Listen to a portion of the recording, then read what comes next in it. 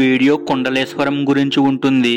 మేమున్న ప్లేస్ నుండి 60 కిలోమీటర్స్ చూపిస్తుంది. 1 అవర్ 40 మినిట్స్ పడుతుంది. కుండలేశ్వరం విలేజ్కి మేము వెళ్ళే రూటు రావులపాలెం, కొత్తపేట, ముక్తేశ్వరం, కాట్రేనికోట నుండి కుండలేశ్వరం విలేజ్కి వెళ్తున్నాం. ఇక్కడ ఆర్చ్ కనబడుతుంది కదా, కోనసీమ ముఖద్వారం అని, ఇది రావులపాలెంలో ఉంటుంది. ఇలా మనం 7 కిలోమీటర్స్ వెళ్తే మందపల్లి ఉంటుంది. అది శనేశ్వర ఆలయం. ఆ మందపల్లిలో శనేశ్వరుడు శివలింగాన్ని ప్రతిష్ఠించాడు, అందుకని దాన్ని మందేశ్వర ఆలయం అని అంటారు. అక్కడ శని త్రయోదశి రోజు పూజలు చేస్తారు. ఏలినాటి శని ఉన్న వాళ్ళు అక్కడ పూజలు చేయించుకుంటారు. కుండలేశ్వరం విలేజ్కి వెళ్తున్నప్పుడు వే అయితే చాలా బాగుంటుంది. కొబ్బరి తోటలు, పక్కన కాలువ, చూడండి ఎంత బాగుందో లొకేషన్ ఇది.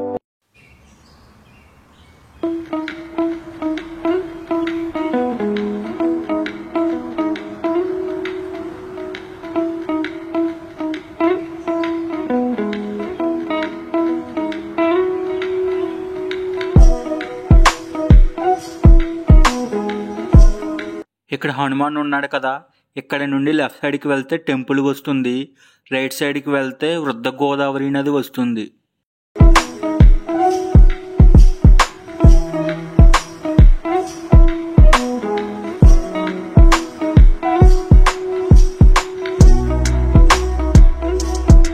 ఇదే కుండలేశ్వరం టెంపుల్ శివాలయం. ఈ కుండలేశ్వరం టెంపుల్కి చాలా ప్రత్యేకత ఉంది. చాగంటి కోటేశ్వరరావు గారు తన ప్రవచనాల్లో ప్రస్తావించారు. అప్పటి నుండి ఇక్కడికి భక్తులు ఎక్కువగా వస్తున్నారంట. అక్కడ పంతులు గారు చెప్పారు. ఈ కుండలేశ్వరం టెంపుల్కి రావడానికి అమలాపురం దగ్గరగా ఉంటుంది. 20 కిలోమీటర్స్ ఉంటుంది. పబ్లిక్ ట్రాన్స్పోర్ట్ ఉంటుందో లేదో నాకు తెలియదు. మరి తూర్పుగోదావరి జిల్లాలోనే కుండలేశ్వరం అని ఒక క్షేత్రం ఉంది. నేను ఒకప్పుడు కాశీ వెళ్ళాను. వెడితే కాశీలో ప్రధాన అర్చకుడు నన్ను అడిగాడు, కుండలేశ్వరంలో దర్శనం చేసుకున్నారా అని అడిగాడు. సరే ఏదో చేశానండి చెప్పాననుకోండి. చాలామంది కుండలేశ్వరం చూడకుండా కాశీ వస్తారు ఎందుకండి అన్నాడు. ఆయన అన్నాడు, కాశీలో ఉన్న మేము కుండలేశ్వరం దర్శనానికి వస్తాం.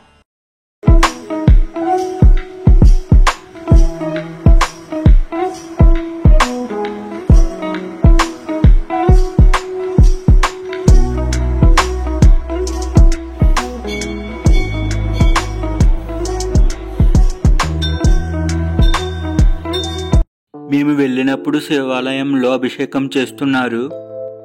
దర్శించుకోండి శివలింగాన్ని. ఈ శివాలయంలో చిన్న చిన్న టెంపుల్స్ కూడా ఉంటాయి.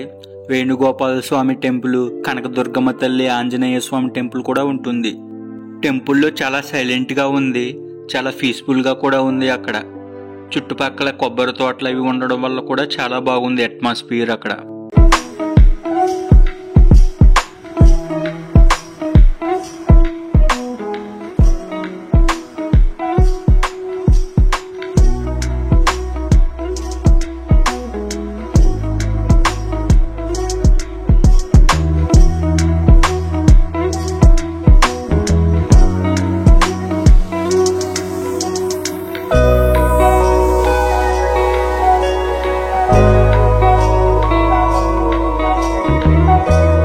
మేము దర్శనం చేసుకుని వృద్ధ గౌతమి గోదావరి దగ్గరకు వచ్చాం.